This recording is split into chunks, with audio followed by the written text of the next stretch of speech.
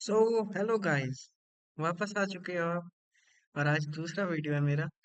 तो आज देखते हैं आज कैसे लेंगे।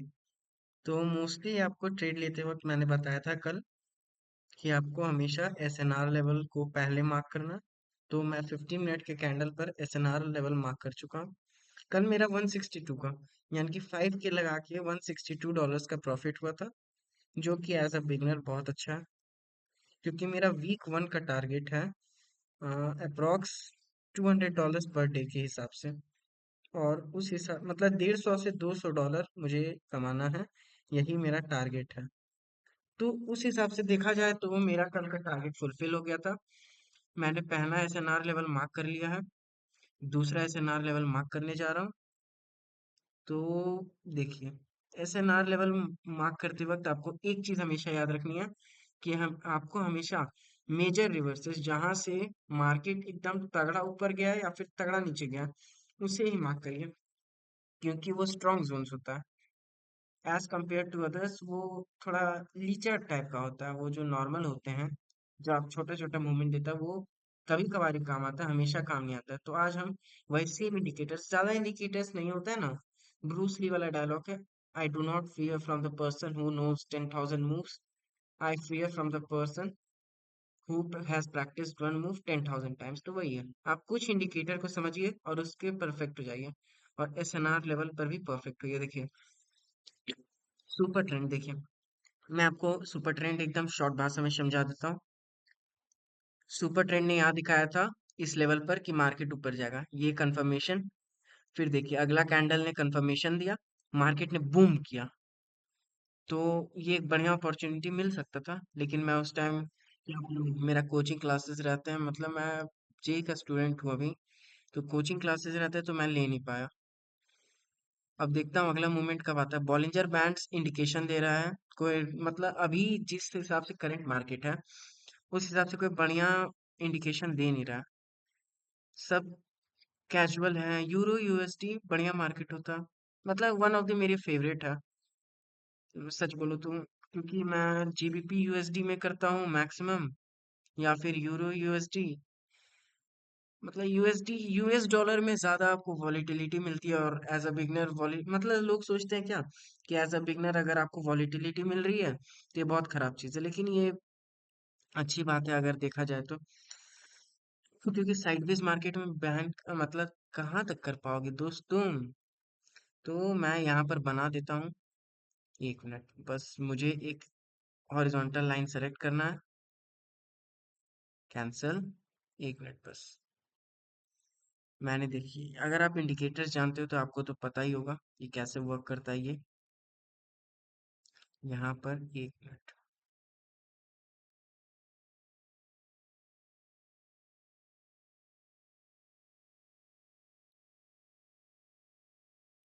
यानी कि अभी यूरो यूएसडी में सारे इंडिकेटर्स नॉर्मल है।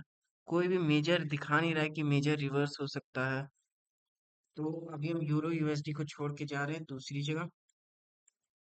और यूरो यूएसडी के बाद मेरा फेवरेट है जीबीपी यूएसडी। फेवरेट नहीं होता है ना, मैं अक्सर करता हूँ दो तीन स्टॉक ही करता हूँ, क्योंकि उसमें मतलब दो तीन तो नहीं, चार पांच स्टॉक में करता हूँ जिसमें मेजर फ्लॉज हो, मतलब फ्लॉज नहीं, मेजर वॉलीटिलिटी हो, अच्छा मार्जिन मिल सके। उस हिसाब से मैं करता हूँ। हर आईएनआर में मैंने एक बार ट्राई किया था, तो होता है ना आईएनआर में ट्राई करने के बाद कुछ उसमें बहुत बेकार मार्केट मुझे लगा, सीरियसली बोलो तो। है ना, गैप ओपन होता है, गैप क्लोज होता है, ये सब एकदम फालतू टाइप का होता है ना, वो था। मुझे पसंद नहीं आया, इसलिए मैंने छोड़ दिया। अभी मैं एक्सनेस पर, मेरा अपना प्रोफेशनल अकाउंट है, मतलब क्या कह सकते हो, मतलब अकाउंट है मेरा एक्सनेस पर, लेकिन मैं उस पर करता नहीं हूँ। क्योंकि देखो, यहाँ पर मैं एकदम प्रैक्टिस कर रहा हूँ। मेरा अभी मतलब मैं पहले करता था, लेकिन फिर लॉसेस हुए, उसके बाद मैंने बंद कर दिया। डर था।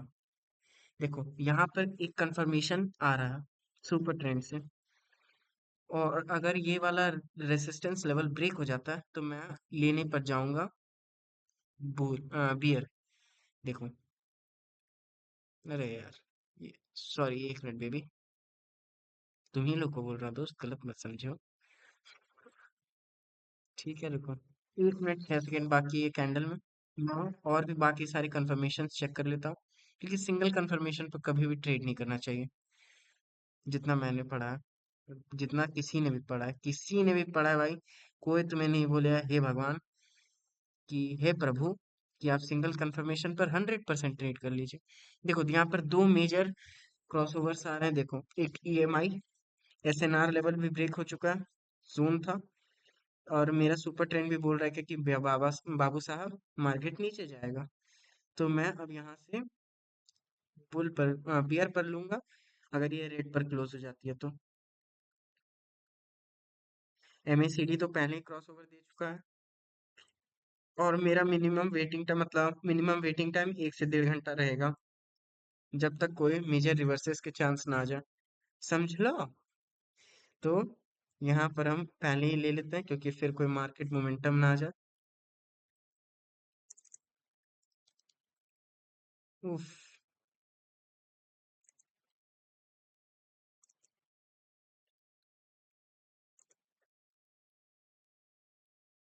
ओके, तो हम यहाँ पर ले रहे हैं 47.79 का टारगेट लिए हैं। देखो, स्टॉप लॉस हमारा रहेगा ये वाला लेवल। मतलब हमें मैक्सिमम डेली लॉस हम $250 का ही कर सकते हैं।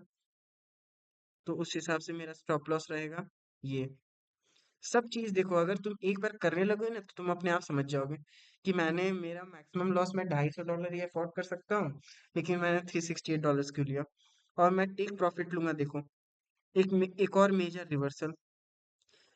और एक और बात देखो, मैं अब अगर 5 मिनट वाले कैंडल में आता हूँ, तो सुपर ट्रेंड ने इंडिकेशन कहाँ से दे दिया था, 1 मिनट देखो। इंडिकेशन यहीं से दे दिया था, मार्केट यहाँ से फॉल कर रहा है। तो एक और मेजर इंडिकेशन आ गया है मुझे 15 मिनट वाले कैंडल से। 15 मिनट वाले में भी अच्छा दिख रहा है कि मार्केट भाई साहब यहाँ से नीचे जा सकता है। और मेरा टेक प्रॉफिट रहेगा। तुम एक बार करने लगे ना, मैं भी यही सोचता था ये सब कैसे हो रहा है, कैसे हो रहा है भाई, मुझे कुछ समझ नहीं आ रहा है, मैं पागल हो जाऊंगा। पहले देखो, तुम जब स्टार्ट करोगे ना, मैं तुम्हें बताता हूँ, मैंने बाइनोमो से शुरू किया था।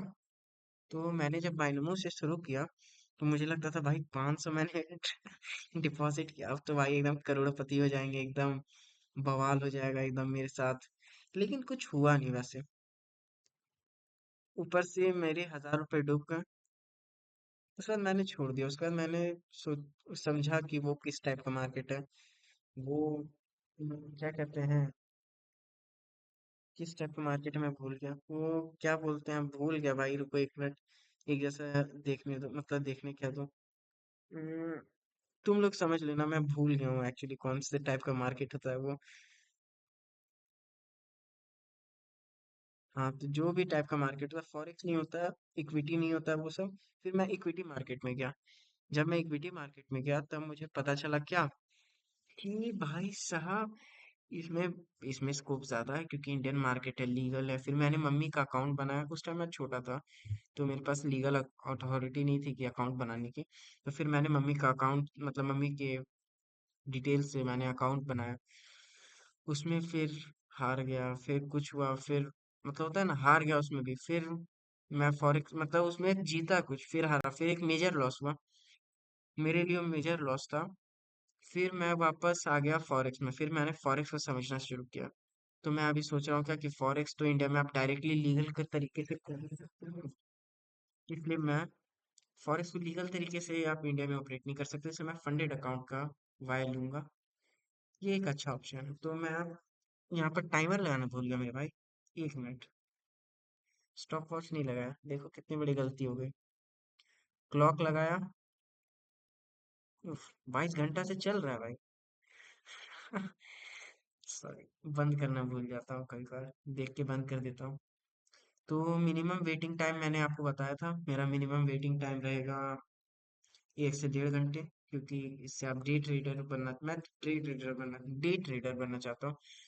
स्विंग में आप मेजर जो होता है ना, वो आप मिस कर देते हो, मोमेंटम्स।